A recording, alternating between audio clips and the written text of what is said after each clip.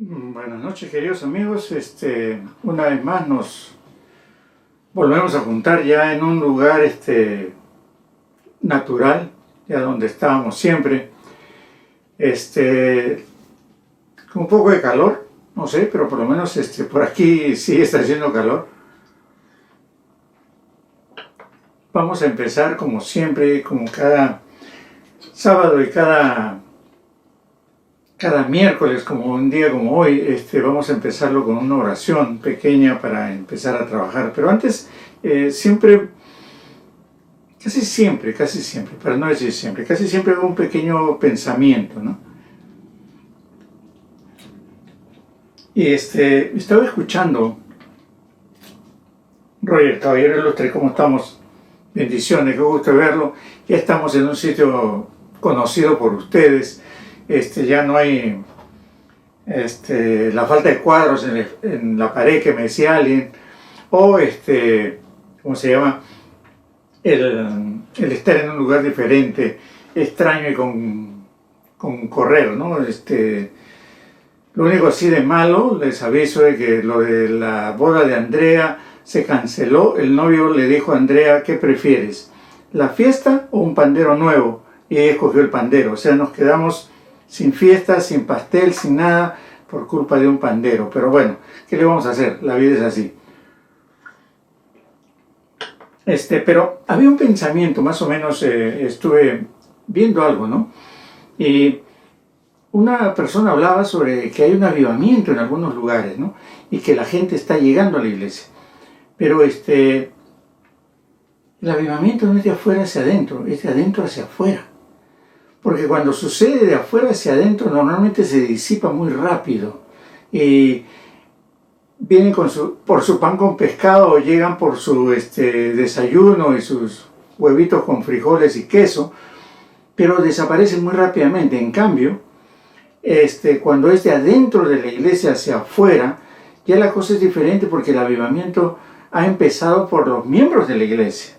Entonces, cuando van hacia afuera, ya saben, Martín, caballero ilustre, gusto de tenerlo por aquí. Estaba haciendo un pequeño pensamiento sobre el avivamiento. Y a veces pensamos que porque organizamos un gran, ¿cómo diríamos? Un programa evangelístico, ¿no? Y llenamos una iglesia, o de repente lo he visto hasta estadios, creemos que hay un gran avivamiento, ¿no? Porque la gente llega. Pero normalmente, y cuando es de afuera hacia adentro, digo, de la calle hacia la iglesia, lo que sucede es que muy probablemente, salvo excepciones, lógicamente, la gente después de su pan con pescado desaparece, ¿no? En cambio, si el avivamiento, y ustedes recordarán Pentecostés, cuando estaban los 120 reunidos, el avivamiento bajo el poder del Espíritu Santo empezó ahí. Y de ahí, cuando los demás que estaban afuera y todos los curiosos y toda la gente, acuérdense lo que pasó, ¿no? Entonces la gente escuchaba, ¿no? Porque hubo un avivamiento en esos 120, porque el Espíritu Santo bajó y de ahí salieron para afuera, inclusive en las persecuciones mismas, ¿no? La iglesia se desparramó por muchos lugares y fue creciendo y aumentándose en iglesias. Entonces el avivamiento debe estar entre los cristianos, principalmente las iglesias o templos, y de ahí salir para afuera, y no al revés. Porque a veces pensaba que porque hubo un gran evento de 100.000 almas, todas se convirtieron. Eso no es cierto, ¿no? Normalmente, y tristemente a veces, son muy pocos, y a veces muy pocos los que se convierten, ¿no? Y siguen al Señor después de haber recibido inclusive su milagro. Pero bueno, ese es más o menos un poquito que estaba viendo, de que algunas personas en algunos lugares piensan que el avivamiento empieza en la calle. No empieza en la calle, empieza en la casa de Dios, definitivamente. Pero vamos a orar. Gracias por estar aquí. Aquí estamos. Gracias por lo de maestro. Creo que, como siempre digo, creo que es un título muy grande, me queda muy amplio a mí. Pero bueno, es un agradecimiento. Pero vamos a darle gracias a Dios. Yo siempre, jamás creo que empezaré una oración sin darle gracias a Dios, porque hasta el día de hoy nos mantiene vivos, y yo soy doy fe por eso. Entonces, lo primero que hay que hacer es darle gracias al Señor, porque no solamente nos mantiene vivos, sino yo estoy viendo de que hay gente que está ya trabajando más de la que había hace un tiempito atrás, por decirle una bendición. Mi hijo empieza a trabajar mañana, esperemos que le vaya bien ya en otro trabajo, porque donde trabajaba en un lugar de juegos, esos de pinball, esas maquinitas de Alan Buster, ha cerrado y hasta ahorita no se tiene ni la menor idea si volverá a abrir. Entonces ya consiguió otro trabajo y gracias a Dios mañana empieza. Y eso es una bendición. Yo creo que esa bendición es para mucha gente todavía, de que ya está haciendo, volviendo a su rutina relativamente normal. Pero vamos a darle gracias. Señor, te damos gracias por el día de hoy. Te damos gracias porque, Señor, estamos sanos, estamos con vida y estamos con deseo de aprender un poco más. Te rogamos, mi Dios, por todos aquellos que en este momento se están reuniendo, y veo que hay otras iglesias que en este momento también están conversando, hablando, predicando y enseñando tu palabra. Y eso, Señor, es un agradecimiento que tenemos que darte a ti por permitirnos estar juntos con un grupo de amigos, con un grupo de hermanos, para aprender un poco más de tu palabra. Y te damos gracias por aquellos que ya están dentro de los problemas, volviendo a la normalidad. Y te pedimos, Señor, de que ahora que, como mi hijo, salga a trabajar, los cuides a todos y tú estate con ellos siempre para protegerlos y cuidarlos. Eso es un ruego que hacemos los padres, es un ruego que hacemos los hermanos y los amigos, Señor, por otras personas que en este momento están trabajando y están saliendo adelante con sus familias. Te damos gracias por todo ello en el nombre de Jesús. Amén, amén y amén. Ok. Vamos a ir a hablar al libro de Lucas. Es un tema interesante por 2-3 puntitos que quisiera después tocarlos. Bueno, espero que usted, yo me imagino que usted los pensó, pero quiero removerlos hoy día, ¿no? Quiero que usted se fije en esto, ¿no? Todos, y la Biblia lo dice, todos somos pecadores.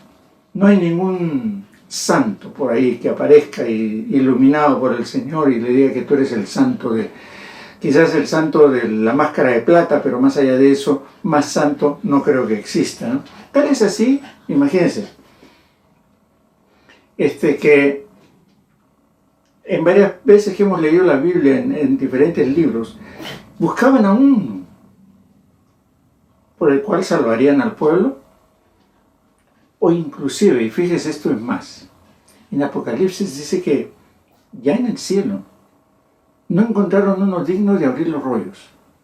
Y mi amigo, supuestamente usted y yo me colé en la línea y entramos al cielo, ya estábamos allá, y no hay uno justo que pueda abrir los rollos salvo el Señor. Entonces, la Biblia nos dice que todos somos pecadores, todos, sin excepción. Pero para ello vino Jesús, para que Dios diseñó, usted sabe, todo lo que iba a suceder con el Señor, para que ¿cómo le podría decir? Su inmolación, como el cordero libre de mancha, ¿no?, muriera para el perdón de todos nuestros pecados. Porque Dios es un Dios santo y justo, y por ello el cordero tenía que ser sin mancha, y el único sin mancha, y la Biblia lo dice, que no cometió pecado, era el Señor. Hemos visto que a través del Antiguo Testamento se ha hablado mucho de Jesús, lo que le iba a suceder a Jesús, hasta que con los 4 evangelios nos describieran los 3 años y medio que él estuvo, bueno, desde su nacimiento, pero digamos que los 3 años y medio que él estuvo predicando hasta su ascensión a los cielos, ¿no? Pero vamos a agarrar Lucas capítulo 4, versículos 16 al 21, que me pareció interesante por lo que vamos a ver antes de, no solamente, y disculpen, pero una pelusa. Miren, Lucas empieza su hablar del Señor cuando lo bautizaron y lleno del Espíritu Santo, ¿no? Volvió al Jordán y fue llevado por el Espíritu al desierto. ¿Se acordará toda esa parte, no? Entonces fue tentado y el Señor gracias a Dios, porque puedo decir, escrito está, ¿no? Habló sobre la tentación que ocurrió en el desierto y dice que cuando el diablo, en el capítulo 4, versículo 13, y cuando el diablo hubo acabado toda tentación, se apartó de él por un tiempo. En ese lapso, dice el 14, y Jesús volvió en el poder del Espíritu a Galilea, y se difundió su fama por toda la tierra de alrededor, y enseñaba en las sinagogas de ellos, y era glorificado por todos. Ahí, quiero que se detenga usted un instante. De ahí, el versículo 16, que es donde vamos un poquito a trabajar, dice, vino a Nazaret donde se había criado, y en el día de reposo entró en la sinagoga conforme a su costumbre, y se levantó a leer. Quiero que vea un poquito ahí, ¿no? Entonces, Lucas nos escribe la tentación de que ha estado caminando por Galilea y ha sido ¿no? Ya reconocida su trayectoria y lo que hacía, y que sanaba enfermos e inclusive enseñaba en las sinagogas de ellos, ¿no? Entonces nos da una idea, pero por alguna razón cuando llegó el Señor Jesús a Nazaret, ya había pasado un largo tiempo, quizás hasta un año, de toda su predicación y su enseñanza que había hecho cuando llegó a Nazaret. Pero Lucas olímpicamente se olvida de todo ese proceso. Y en otro tiempo vamos a discutir cuál fue la razón. Pero Lucas comienza su narración en Galilea y la toma muy suave. Dice, y Jesús volvió en el poder del Espíritu a Galilea, y se difundió su fama por toda la tierra alrededor. Punto. Esto es lo que dijo. Y bueno, enseñó en las sinagogas. Pero nada más. Y yo quisiera tomar un paquete de versículos antes de entrar de lleno a lo que queríamos conversar, a lo que quiero conversar con ustedes. Pero les voy a tener la idea de qué es lo que sucedió cuando llegó a Nazaret. Vino a Nazaret donde se había criado, y en el día de reposo entró en la sinagoga conforme a su costumbre y se levantó a leer.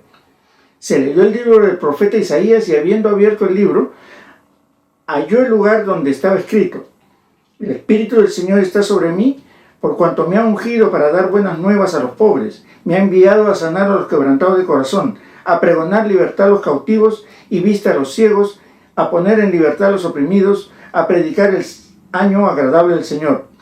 Y enrollando el libro, lo dio al ministro y se sentó, y los ojos de todos en la sinagoga estaban fijos en él.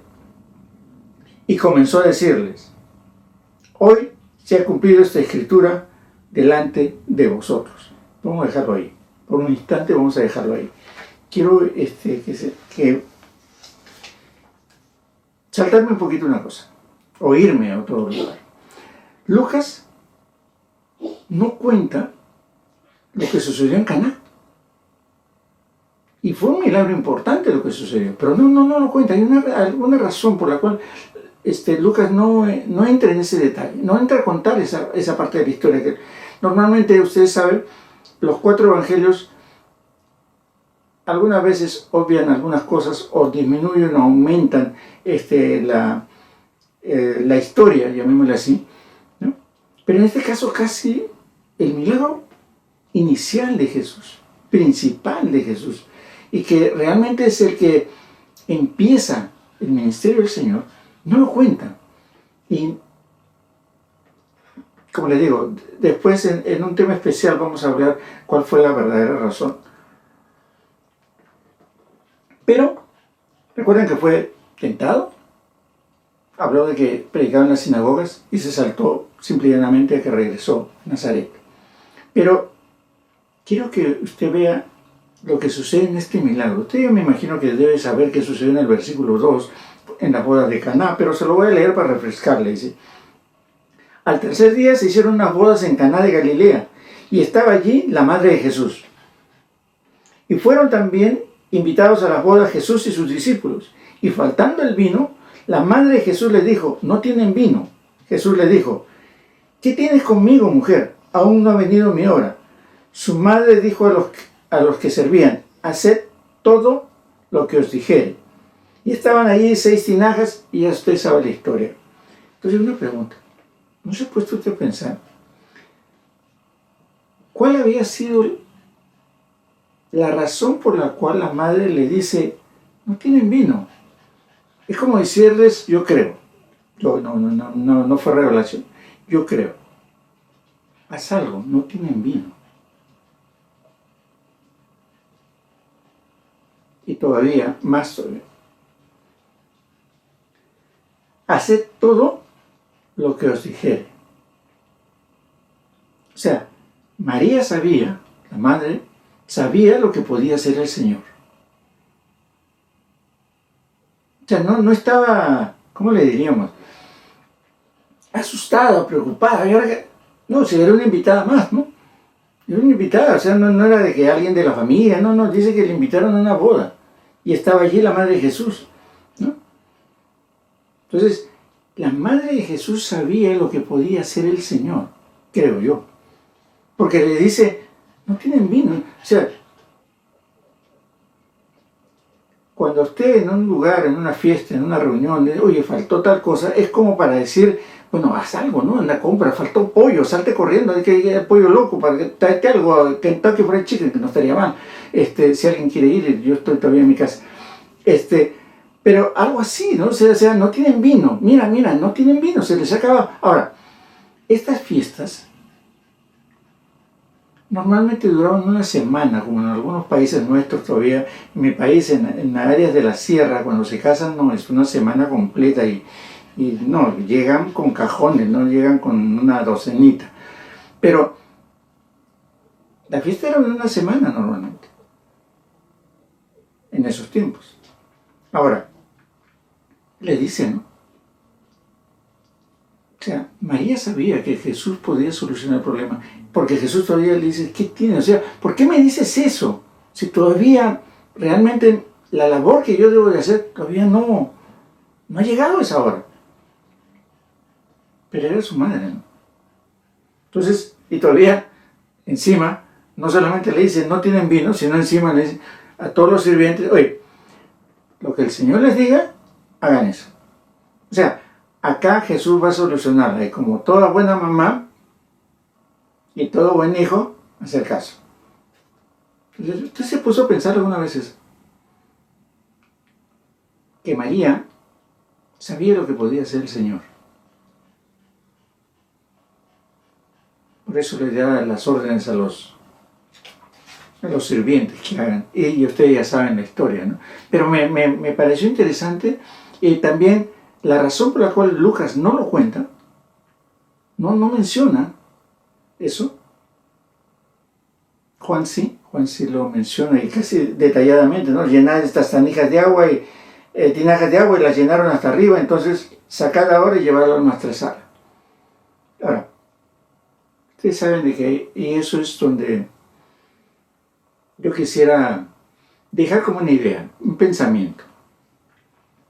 Cuando lo probaron, ¿no? Acuérdense de lo que dice, ¿no? O sea, todo hombre sirve primero el buen vino y cuando ya han bebido mucho, entonces el inferior, mas tú has reservado el buen vino para ahora. O sea, cuando el Señor hace las cosas, las hace bien. O sea, si usted, por decirle una cosa, ese fue un testimonio de una persona que yo escuché una vez, ¿no? Sufre de una enfermedad seria y aparte de eso, un tiempo le vino un problema de migraña, ¿no? Le dolía la cabeza. Y oraron al Señor, le pusieron la mano y todo. Y el Señor le curó la migraña, supuestamente. Dio su testimonio de que el Señor le había curado la migraña, pero no de la otra enfermedad. Entonces me puse a pensar, ¿será el Señor?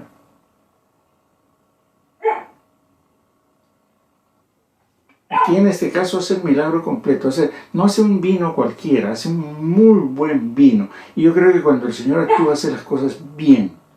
Cuando creó el universo, yo creo que ¿dónde pongo la luna? Y a Plutón, no, o sea, creó lo mejor posible. Nosotros fuimos ya, bueno, ¿no? Ya después del pecado como que... Pero siempre hace las cosas bien. O sea, no hace las cosas a medias, ni de repente te sana en 4 pasos, ni primero te va sanando de a poquitos, hasta que... No, el Señor te sana, o no te sana, pues no es su voluntad sanarte, punto, ¿no? Que eso también es discutible, vamos. Porque en algunos sitios dice, de la Biblia dice de que a todos sanó. Y a todos significa que no necesariamente eran seguidores de Él. Porque acuérdense, muchos de ellos no les interesaba. Pero aún así los sanó. Acuérdense, los 10 leprosos, solo uno regresó. Los otros 9 no. Los otros 9 se fueron y se acabó el problema.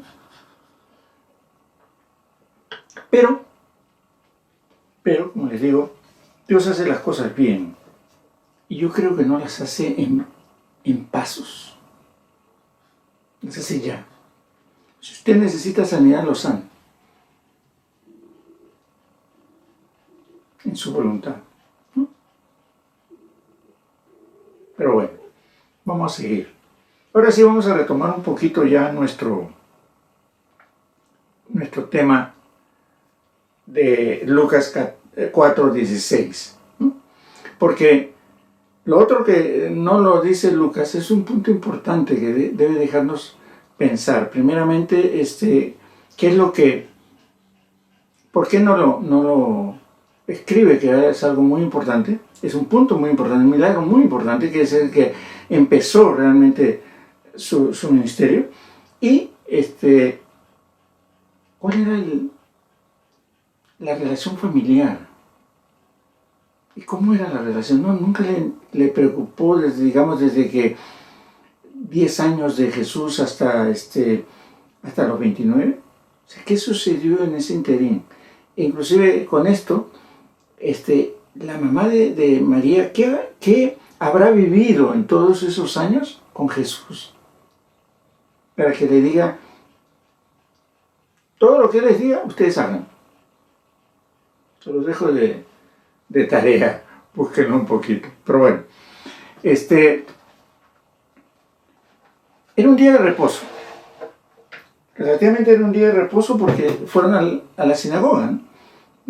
Porque el 16 dice, vino a Nazaret donde se había criado y en el día de reposo entró en la sinagoga conforme a su costumbre y se levantó a leer. Y se leyó el libro del profeta Isaías y habiendo abierto el libro halló el lugar donde estaba escrito. Ahí vamos a ver un ratito. Ahora, dice de que era un lugar donde se había criado, ¿no? Nazaret. Entonces ya la gente lo conocía, pero tantos, yo no creo, y se lo digo porque imagínense en estos tiempos, que así cualquier hijo de vecino muy alegremente llegue a la iglesia y le digan, tú sube y lee la Biblia antes de empezar el servicio, está complicado. Así no nos lo van a dejar. A nadie creo, yo no sé si habrá alguien que deje, ¿no? Pero normalmente en esos tiempos había algo, ¿no? Se leía el pasaje bíblico y había una enseñanza al respecto. Siempre era así, o sea, se leía el pasaje y sobre ese pasaje un poco lo que sucede ahorita, ¿no? Solo que ahora muchas veces vamos caminando y leemos diferentes lugares de la Biblia y eso, ¿no?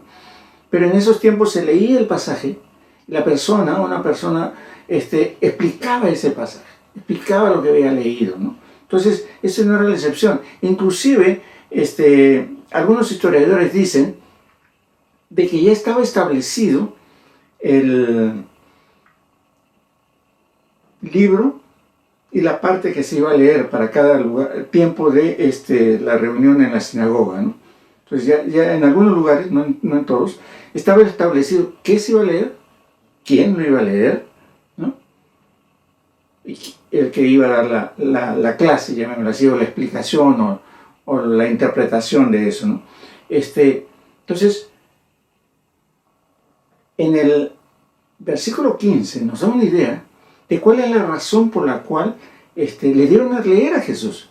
Dice, y enseñaba en las sinagogas de ellos y era glorificado por todos. O sea, y era una persona reconocida que hacía milagros y que traía una palabra y que decía que era el Mesías, ¿no? Entonces, esa puede ser una de las razones por las cuales le dieron la oportunidad, aparte de que pues se había criado ahí, había estado mucho tiempo viviendo ahí, y lógicamente era conocido porque sus padres muy probablemente iban a esa sinagoga. Miren, fíjense que los historiadores dicen que en Nazaret había un promedio de 20.000 habitantes y un sinnúmero de sinagogas, ¿no? Como templitos, lo que sucede un poco aquí en San José, California, ¿no?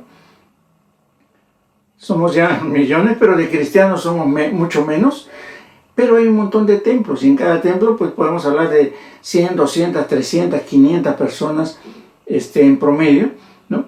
Y lo mismo pasaba allá, ¿no? Eran solamente 20.000 y la gran mayoría en esos tiempos vivían de acuerdo llamémosle, a la religión, ¿no? Entonces, en una de estas sinagogas, que lógicamente muy probablemente era donde se reunían sus papás y donde los tres habían estado, bueno, con sus hermanos, asistiendo continuamente a esa sinagoga, fue la razón, y aparte de lo que leímos sobre que era ya un poco conocido, le dieron la oportunidad de leer. No se sabe si él escogió el libro o era el día que justamente tocaba leer a Isaías, porque dice, y se le dio el libro del profeta Isaías, y habiendo abierto el libro, halló el lugar donde estaba escrito. Si ya estaba predispuesto, llamémosle así, que ese día se leyera ese libro, imagínense solamente llegar al día en que de toda la lista de los pasajes bíblicos que se iba a leer, ese día justo que llega el Señor, toca leer este pasaje, ¿no? O de repente lo escogió, no se sabe, ¿no? Pero aún así, llegaba a su ciudad, llegaba al lugar donde se reunía con su familia y les leyó justamente lo del profeta Isaías, que dice algo así: el Espíritu del Señor está sobre mí por cuanto me ha ungido para dar buenas nuevas a los pobres. Miren,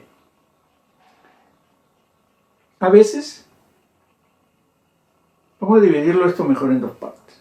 El Espíritu de Dios está sobre mí. La unción del Señor, la unción de Dios está sobre él.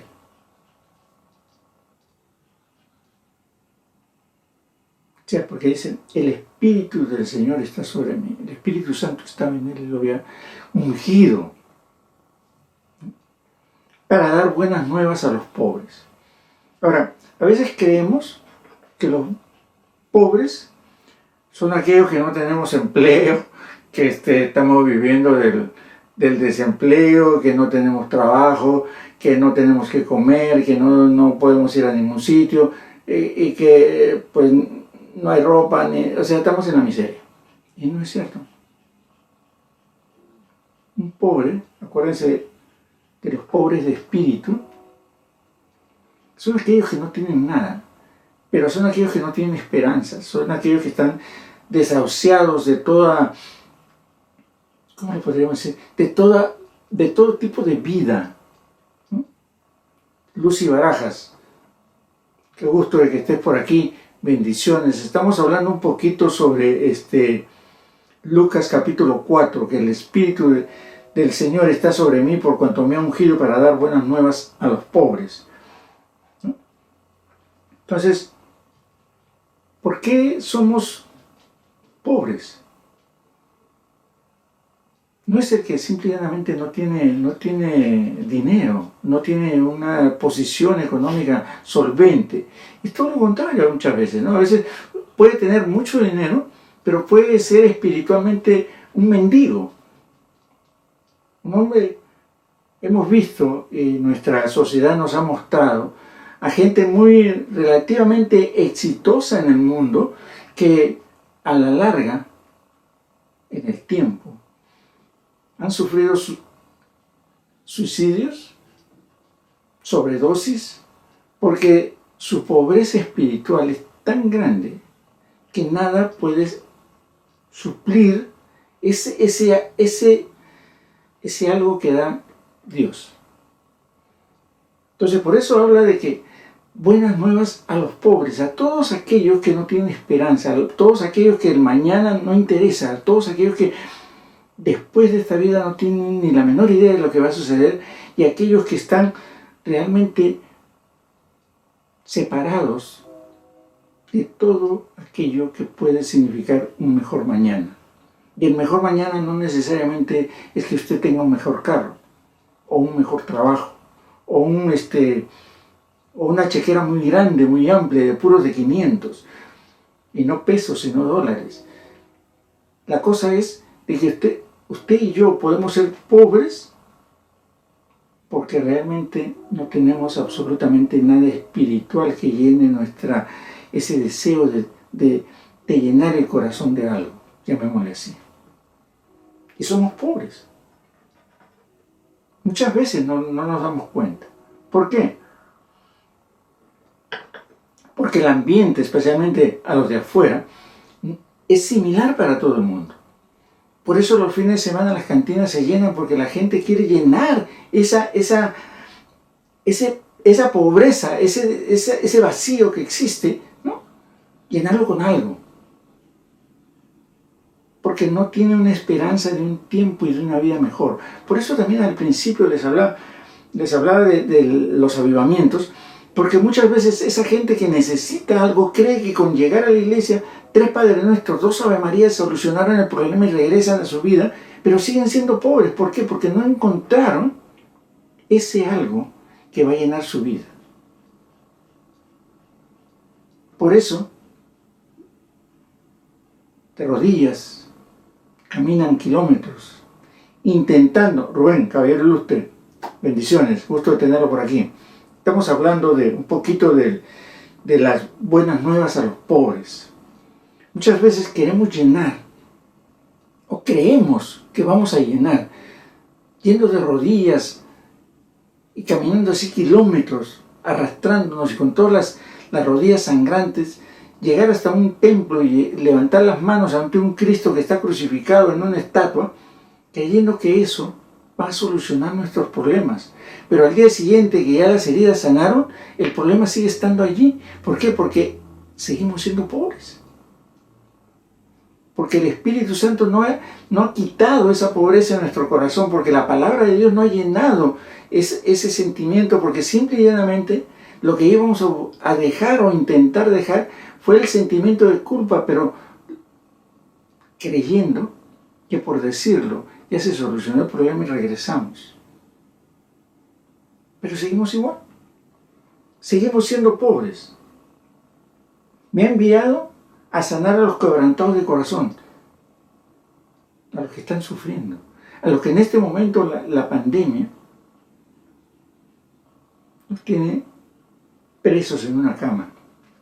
Pero a veces están quebrantados de corazón porque no encuentran una manera de salir, igual que el pobre. Pero nosotros, que ya de alguna manera conocemos la palabra de Dios, sabemos de que esas buenas nuevas son para cambiar nuestra forma de pensar y nuestra forma de ver la vida. Porque sabemos de que con esa palabra va a llenar y cambiar, y va a ser un bálsamo para ese quebrantado corazón que necesita muchas veces una palabra de aliento, y que a veces nuestros propios amigos son aquellos que no nos las dan. Nuestros hermanos, aquellos que deberían preocuparse por los hermanos y por las hermanas y decir cómo estamos. ¿Estamos bien? Porque los quebrantados de corazón están allá y están aquí también. Están afuera y están adentro, porque a veces estando adentro, la soledad y el silencio de los demás es como que nos hace escuchar la voz de Dios, pero nos da a entender de que los hermanos, los amigos, aquellos que deberían de ver, se alejan cada día más.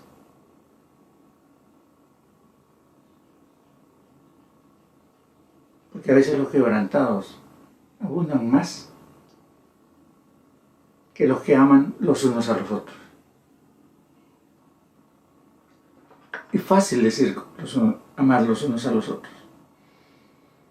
¿No se ha puesto usted a pensar eso?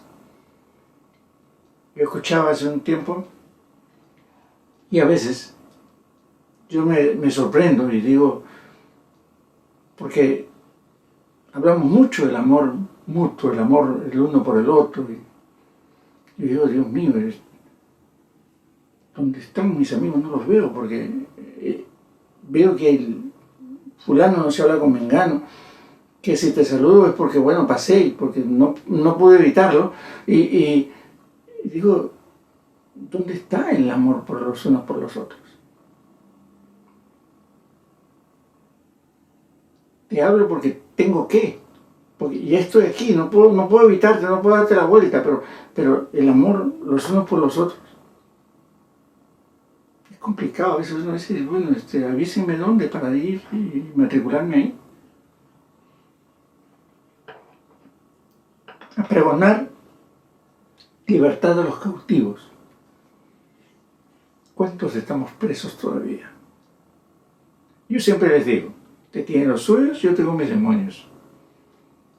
¿Cuántos todavía estamos presos a esos? ¿Cuánto nos cuesta? Porque es muy fácil decir, bueno, ¿sabe qué? Algo, voy a hablar de un pecado raro, digamos, que no es muy común. Y bueno, todo el mundo aplaude, grita amén y gloria a Dios, y que por aquí, que por allá. Anita, buenas tardes, gusto de verte. Pero dice, a pregonar la libertad de los cautivos. San Lucas, capítulo 4, versículo 18. Pero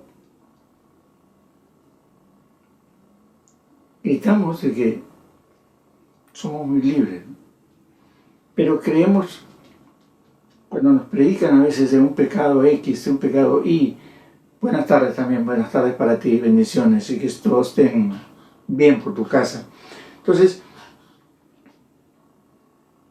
pero no se habla de ciertas cosas, de ciertos pecados, porque sabemos de que va a abundar en nuestro medio. Nadie habla de mentir, nadie habla de la envidia, nadie habla del egoísmo, nadie habla del orgullo. Se tocan temas que sabemos de que, a ver, esos polleros que están, sí, pero ¿cuántos polleros hay en la iglesia? Que los narcos, sí, pero ¿cuántos tenemos en la iglesia? Entonces hablamos de esas cosas que quizá le pisemos el callo a uno de 500, ¿no? Pero si hablamos de mentir y del orgullo, con el cual todavía a veces muchos estamos cautivos, la vanidad, ¿no? ¿Qué decir? Y si soy un poquito bonito, no, ya me creo la mamá de los pollitos. Entonces, todavía, si a los de afuera están cautivos y no ven, que todavía creen que eso los va a proteger, creen que prender una velita ante una imagen ya están haciendo un reconocimiento del Señor, pero a veces nosotros, con pequeños detalles inclusive, ¿no? O sea, estamos cautivos a esos niños caprichosos que se paran de la cabeza, se tiran las cosas, se suben por aquí, se suben por allá, y la mamá, qué lindo mi niño, mira cómo se expresa. No, es un malcriado, no lo quiere nadie, pero cautivos de nuestros propios hijos, de nuestro propio trabajo, porque no podemos dejar. ¿Quién va a pagar mis deudas? Suena bien, suena razonable, de acuerdo, totalmente. Pero no digamos, mi casa y yo serviremos al Señor, porque justamente el domingo es el día que quieres trabajar. Cautivos, en cosas sencillas. No buscamos del alcoholismo, de las drogas. No. La vanidad te puede tener cautivo. Te crees más, te crees mejor. que los demás. Tu orgullo, me van a decir a mí. Pero dice que el Espíritu del Señor está sobre mí, por cuanto me ha ungido para dar buenas nuevas, para liberar a esos cautivos. Pero vas a ser liberado cuando la palabra de Dios esté dicha, predicada, y tú seas consciente y te la esté rumiando, llamémosla así, cada día. Y que cada día, es cierto, vamos a caer, es cierto, nos vamos a levantar, pero vamos a seguir avanzando. Pero si nos quedamos cautivos y de ahí no nos movemos y nos quedamos quietecitos, jamás vamos a poder hacer de que la palabra de Dios entre a nuestros oídos y cambie nuestro estilo de vida. Vista a los ciegos, poner libertad a los oprimidos. Escuchamos la palabra de Dios, vemos los milagros que ocurren, pero se nos olvida. Tenemos ceguera espiritual, llamémosle así. Se nos olvida lo que estamos viendo, lo que está haciendo el Señor en medio de nosotros, muy fácilmente se nos va. Especialmente cuando empiezan las dificultades para nosotros, empieza el momento difícil en el caminar, nos olvidamos de que ayer, anteayer, hace una semana el Señor hizo un milagro con nosotros. O para nosotros, o en nuestra familia. Pero ya nos olvidamos y nos decimos, Señor, pero mira, ¿cómo te estás olvidando de mí? Pero ayer y anteayer hizo un milagro. ¿Estás trabajando? Es un milagro. Ahora podemos decir es un milagro. ¿Estás sano? Es un milagro. ¿Te despertaste hoy día? Es un milagro. ¿Tuviste un plato de comida en tu casa? Es un milagro. Te lo merecías. Ya es discutible. ¿Verdaderamente estamos tratando de caminar lo mejor posible para el Señor? ¿O nos estamos creyendo reyes y sacerdotes? Esa es la diferencia. Nos da vista a los ciegos, pero nosotros cerramos nuestros ojos ante lo que el Señor está haciendo. Esta es una muestra en estos 6 meses, 7 meses ya, de que el Señor tiene control de todo. Porque a pesar de todo, usted y yo seguimos adelante. La palabra de Dios, predicada, donde la verdad de esa palabra es la que se predica, es la que pone en libertad a los oprimidos. No al que está en una cárcel física, al que justamente está cautivo todavía a sus propios pecados.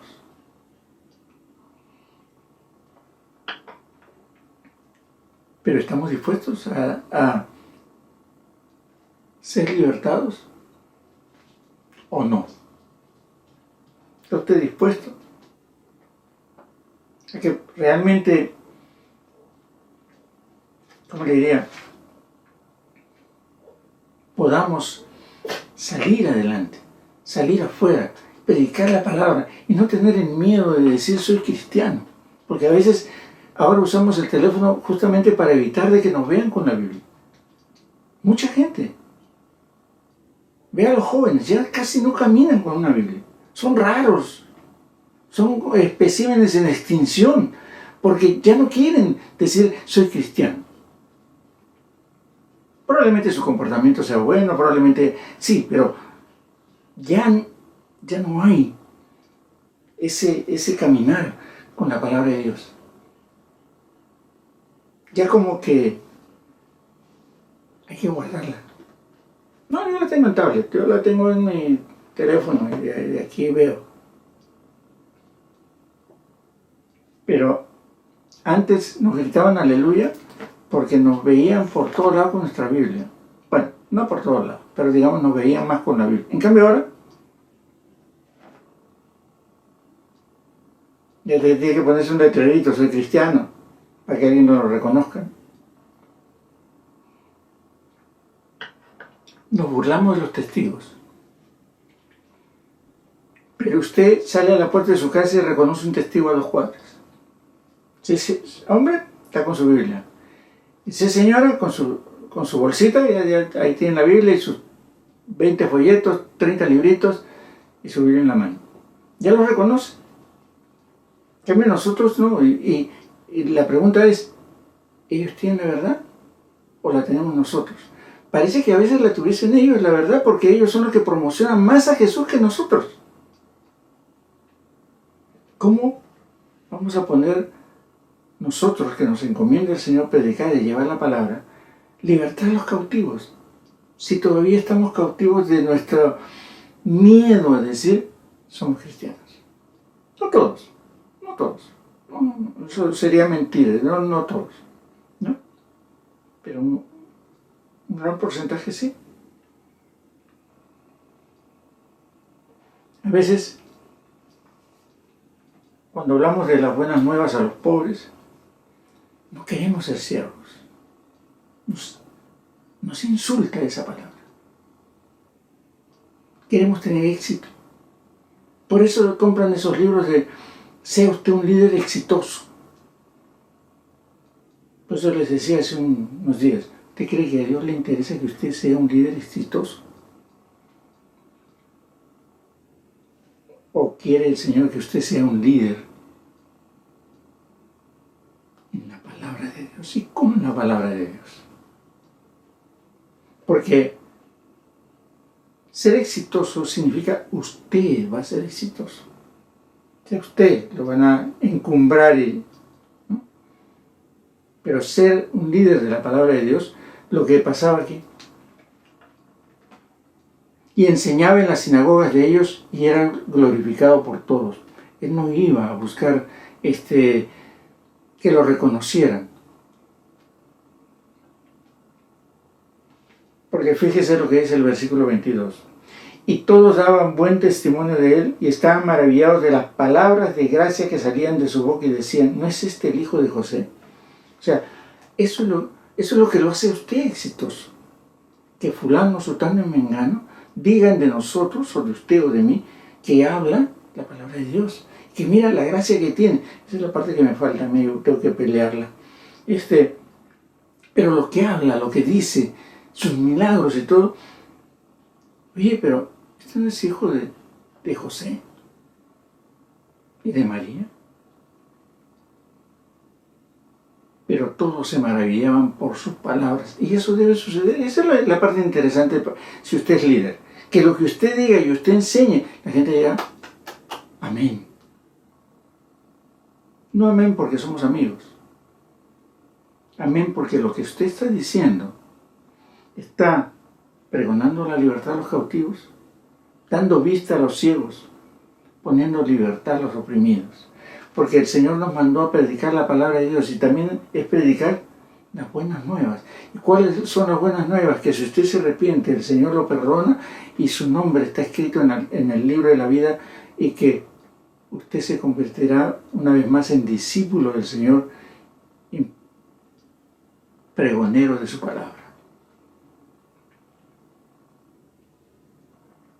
Jesús vino a servir, como usted y como yo, no vino a que lo sirvieran. Pero a veces creemos que el dar buenas nuevas a los pobres es irnos debajo de un puente. No. ¿Recuerda usted Apocalipsis 3:17 dice, pero tú dices, yo soy rico y me he enriquecido y de ninguna otra cosa tengo necesidad y no sabes que tú eres un desventurado, miserable, pobre, ciego y desnudo? O sea, eso es ser un pobre. A pesar de tener dinero, a pesar de que no necesita de nada, fíjese lo que le dice. Eres un desventurado, miserable, pobre, ciego y desnudo. Y puede tener su corbatita Michi de Pierre Cardin, no sé, ¿no? Pero bueno, sus tenis Nike. No sigo con algunas marcas porque van a querer que estoy haciendo propaganda. Pero a pesar de toda la riqueza, a pesar de todas sus cosas, a pesar de los carros, a pesar de las casas, a pesar del dinero, a pesar de todo, ¿no? E inclusive de sus obras, puede ser desventurado, miserable, pobre, ciego y desnudo ante el Señor. De repente salimos y no, la gente nos aplaude, nos tiran la alfombra roja, ¿no? Nos tiran pétalos de rosa, aunque sea nos tiran las rosas por las orejas, pero eso no significa de que hayamos dejado de ser pobres de espíritu. Pero por ese pobre vino el Señor. Porque así, desventurado, pobre, ciego y desnudo, por ese, así como, no sé ustedes, pero yo, vino el Señor. Porque el pecador perdido, aquel que está en sus propias concupiscencias, por ese vino el Señor. Muchas veces nosotros estamos peleando contra nuestros propios pecados y una palabra nos liberta. La palabra del Señor nos liberta, nos ayuda a seguir adelante. A veces que usted está sin esperanzas. Hay gente que ha perdido el trabajo. 1, 2, 3. Yo recuerdo que un amigo me decía, me contaba, y creo que alguno de ustedes lo sabe, que pasó más de un año que no tuvo trabajo. Y buscaba y no. Pero el Señor estaba ahí. En la aflicción estaba ahí. En el tiempo difícil estaba ahí. Y en el momento que el Señor hizo su voluntad, lo sacó de ahí. Tenemos que seguir ese trabajo. Persistir y persistir. A pesar de que nos caigamos, a pesar de que en el momento haya una falta de esperanza. ¿Se acuerda de esperanza contra esperanza? Había una mujer que creía que no podía tener hijos. ¿Se acuerda del Antiguo Testamento? Pero ahí está el Señor. En el momento difícil nos va a sacar adelante, que en el momento oportuno, que usted pueda persistir, nos va a dar la vista espiritual que necesitamos para seguir adelante. Pero todo eso, dice que lo mandó a predicar el año agradable del Señor. Y eso es lo que tenemos que hacer usted y yo.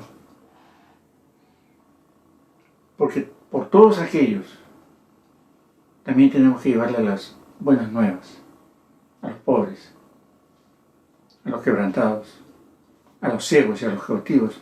En este tiempo usted y yo tenemos que llevarles las buenas nuevas. Este es un medio, esta es una forma. Pero también usted en su trabajo, donde esté, en su liderazgo. Porque el que está acostado en la misma silla que usted se sienta, de repente necesita una palabra. Necesita un empuje del Señor. Y si usted está ungido,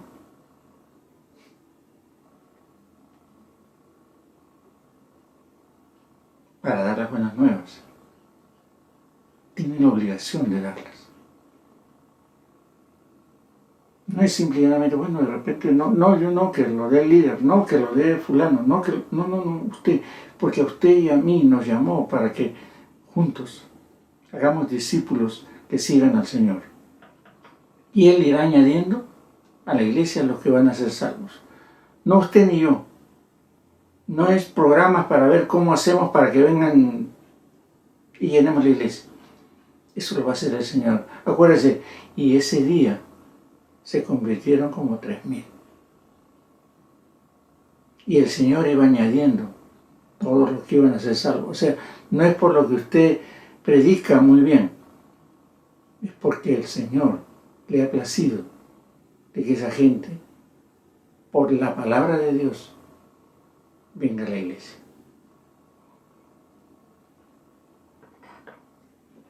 Porque aún hay una nueva vida, hay una nueva esperanza. Porque cada día las misericordias de Dios son nuevas. Tenemos que obedecer a su palabra e intentar y luchar por seguir adelante. No va a ser fácil. Lo van a señalar y como dijo un amigo, hay gente inclusive que se va a oponer a que usted lo haga. Pero usted persista. Porque leíamos en Apocalipsis, los que persistan hasta el final recibirán la corona. Ahí lo dejamos.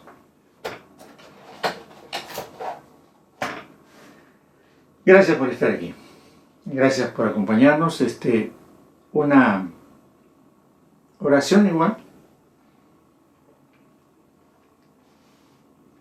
Porque Dios, que tiene el control de todo, nos sigue acompañando. Vamos a darle gracias, Señor. Te damos gracias por esta noche, por esta tarde, por mis amigos. Te pedimos por los que están sufriendo, por los que todavía están en las cárceles, de su propio egoísmo, de su propio orgullo, de su propia vanidad, porque aún son ciegos y no entienden de que el buscarte a ti es encontrar la vida eterna.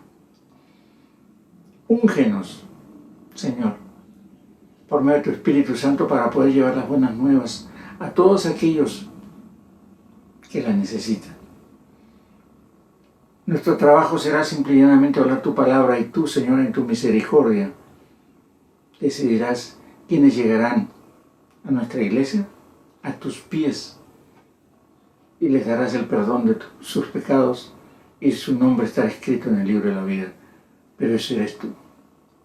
A nosotros permítenos, úngenos y ayúdanos para seguir adelante. Te damos gracias en nombre de Jesús. Amén, amén, amén. Gracias a ustedes, caballeros, damas, Anita, Martín, Roger, los demás. Gracias por acompañarnos. Ha sido interesante esto. Pero les voy a dar a ver si comulgamos en algo. En los tiempos de Jesús había un tipo de prédica. Como les decía, hablaban del versículo, del pasaje bíblico, y había una enseñanza sobre eso. Yo me imagino, no sé, no he leído a Heródoto ni a Josefo estos días, pero yo me imagino que debe haber algo que haya quedado escrito sobre alguna de esas veces que algún personaje en la sinagoga diese una charla, una prédica, llamémosle así, en estos tiempos se llaman así que, no sé, voy a buscar. Me gustaría que entre nosotros viéramos si hay diferencias con lo que existe hoy día de las prédicas. Yo he visto a Charles Spurgeon, toma el versículo y sobre ese versículo desarrolla 2 horas de charla. Fácil. Solamente leerlo me toma 15 o 20 minutos, imagínense predicarlo. Entonces, ¿cómo habrán sido? No sé, a mí me pica la curiosidad, no sé usted. Y le pido ese favor. Si usted puede encontrar, yo también voy a buscar, llámamela así, prédica, sermón, de esos tiempos de Jesús. Cuando en la sinagoga sucede lo que hizo Jesús. Porque mire, lo que hizo Jesús ahí está en 2 líneas. Pero se dice que todo ese texto Él lo explicó. Porque ellos se maravillaban de todo lo que decía, de todo lo que salía de su boca. Entonces, ha debido ser una charla larga que no está escrita en la Biblia. Hubiese sido interesante tenerla, pero debe haber algunos escritos. Si ustedes los buscan, yo voy a buscar por mi lado, a ver qué encuentro. Pero un sermón dominguero de esos tiempos, para conversarlo y compararlo con lo que existe. No sé, se me ocurrió. A ver, ¿qué les parece? Gracias a ustedes, gracias por acompañarnos. Nos vemos el día sábado. Tengo 2 temas. Un tema es bastante complicado. Habla sobre el liderazgo de la iglesia, los pastores. Es basado en el Antiguo Testamento. Es uno de los temas que lo estoy madurando. Alguna vez escuché un pastor que habló de eso y casi lo ahorcan. Pero bueno, de repente lo tomo y se llama, ¿cómo diría? Aquellos que están matando la fe del pueblo. Pero bueno, se los dejo. Cuídense mucho. Es un fin de semana interesante. no tenemos servicio en vivo, pero bueno, veremos qué hacemos. Gracias por todo, bendiciones a todos, cuídense mucho, todavía, ya saben, hay que salir con mascarilla, hay que tener mucho cuidado, el segundo rebrote está difícil, pero por sobre todo, veremos qué vamos a hacer para,